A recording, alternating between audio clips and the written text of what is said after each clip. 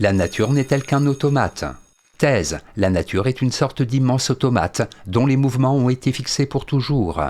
Antithèse. Les sciences contemporaines montrent que la nature est comme la vie. Elle est complexe, changeante, inventive. Thèse. La nature n'est qu'un automate. En effet, la science grecque avait déjà tendance à considérer la nature comme une sorte de mécanique immuable. Cette conception a abouti à la physique de Newton. Premier argument, Aristote divise le monde naturel en deux parties. Il y a d'un côté le monde sublunaire, celui qui se situe au-dessous de la Lune. C'est celui dans lequel nous vivons. Ce monde connaît le changement, la corruption. Le monde supralunaire, quant à lui, ne connaît ni la corruption ni la transformation. Les lois qui régissent le mouvement des planètes et des étoiles sont éternelles et immuables. Deuxième argument, Descartes a une conception mécaniste du vivant. Fasciné par les automates, Descartes refusera toute conception vitaliste du vivant. Distinguant nettement la matière pensante de la matière étendue, il décrira les organismes comme étant de simples machines, faites de pièces et de rouages. Le corps humain n'obéit pas à d'autres lois que celles qui régissent la matière inerte. Troisième argument, Newton fait de la nature une mécanique passive et morte. La loi de la gravitation universelle de Newton montre que, dans l'univers, tout corps est attiré par un autre corps. La force de cette attraction augmente selon la masse et la proximité de ce dernier.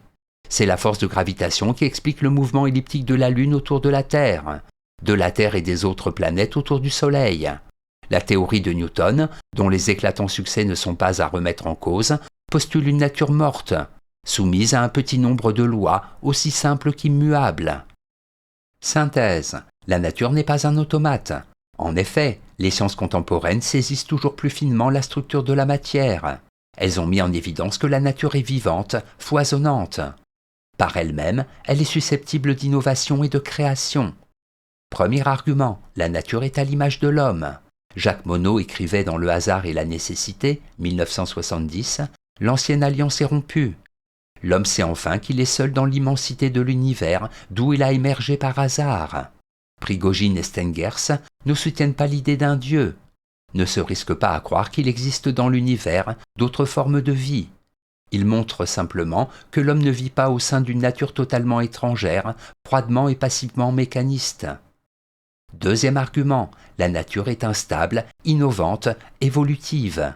La physique moderne montre que la nature, tout comme l'homme, est susceptible d'inventer des structures riches aux comportements irréguliers.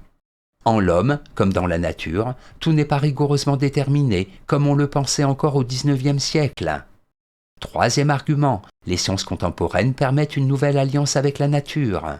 La nature, parce qu'elle est bien vivante, parce qu'elle est dynamique et non statique, amène à une nouvelle forme d'échange entre elle et les hommes. Il ne s'agit plus de la dominer, de la manipuler. Il s'agit bien plus de la respecter en tant qu'elle est instable, complexe, comme le sont les sociétés humaines. En bref, la nature n'est pas ce monde, statique, froid, qui depuis sa création a toujours été ce qu'il est.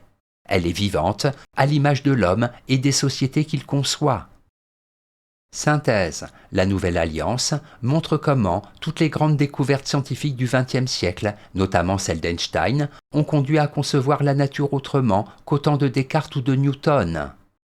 Un des maîtres mots de Descartes était que l'homme, par sa raison, pouvait se rendre comme maître et possesseur de la nature. Cela supposait qu'elle ne soit qu'un automate, silencieux, passivement soumis à des lois simples et statiques. Or ce n'est pas le cas. Découvrant les quanta dotés d'une immense énergie, d'étonnants trous noirs, l'homme a réenchanté la nature. Elle fait partie intégrante de l'aventure humaine, celle qui conduit l'esprit à prendre le risque d'aller de certitude en nouvelles interrogations. Être à son écoute, autrement dit la respecter, et non plus vouloir simplement la soumettre aux exigences de l'homme, c'est faire d'elle une alliée, dans la mesure où elle est, comme la science, la culture, ouverte, dynamique et féconde.